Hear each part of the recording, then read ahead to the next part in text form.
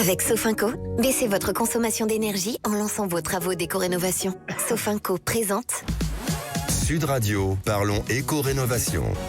Eh bien justement, c'est l'heure de parler éco-rénovation avec vous, Laurent Permins et Grégoire Darico. Bonjour Laurent. Bonjour Grégoire. Bon alors cette semaine Laurent, on revient sur un dispositif essentiel pour le budget de nombreuses familles. Je veux parler bien sûr du chèque énergie. C'est compliqué. Qu'est-ce que c'est? Qui y a le droit? Comment l'utiliser? Et surtout, qu'est-ce qui change en 2025? C'est ce qu'on va voir ensemble, Laurent. Oui, alors on prend son stylo, on écoute activement. En fait, c'est un dispositif qui est un peu complexe, mais on va le rendre simple. Le chèque énergie, en fait, il aide concrètement les Français à couvrir une partie de leur facture d'énergie. C'est l'électricité, le gaz, le fioul, le bois aussi, hein, et ou en tout cas leur charge de chauffage. C'est un soutien concret pour traverser l'hiver. Avec un peu moins de surprise. Bon, on commence par les conditions d'éligibilité. Qui peut en bénéficier? Alors, en 2025, le plafond de revenu fiscal de référence, c'est l'unité de consommation, UC.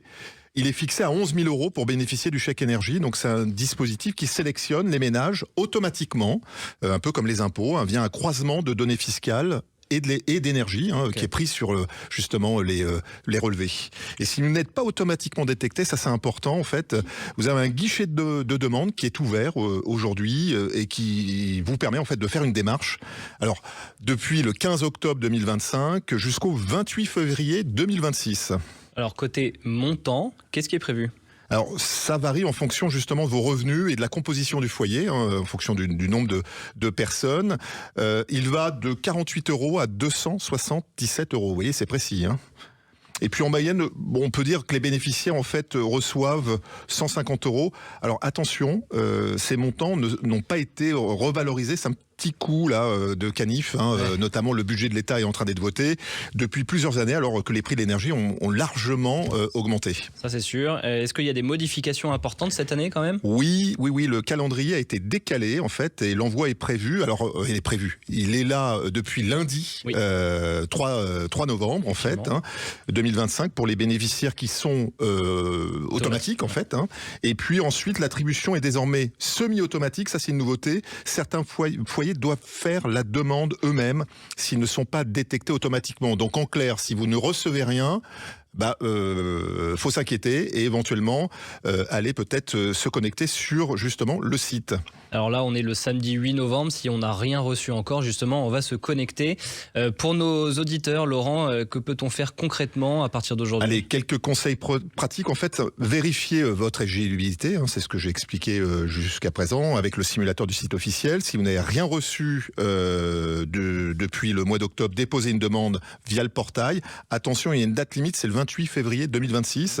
On utilise aussi ce chèque pour payer ou anticiper vos factures d'énergie ou de chauffage, ou le transmettre, ça c'est une nouveauté, à votre bailleur si vous êtes dans un logement social.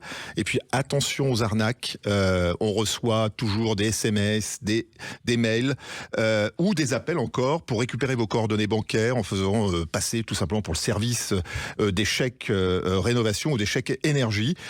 Ça n'existe pas, surtout ne faites rien, ne donnez aucun document. Et puis le dernier conseil, c'est intégrer ce chèque dans votre gestion globale d'énergie. C'est en fait une aide de rénovation. Et qu'est-ce qu'on dit à nos auditeurs pour conclure, Laurent? Écoutez, c'est le chèque énergie, c'est quand même simple et puis vital, notamment pour les ménages modestes, avec quelques dizaines ou centaines d'euros. C'est pas neutre et ça peut faire la différence, notamment pour une facture d'énergie qui malheureusement augmente d'année en année. Et des nouvelles modalités en 2025 pour ce chèque énergie. Vérifiez bien votre situation anticipée et faites-le entrer dans votre budget. Merci beaucoup, Laurent Permins. Merci Grégoire. Eh bien on enchaîne.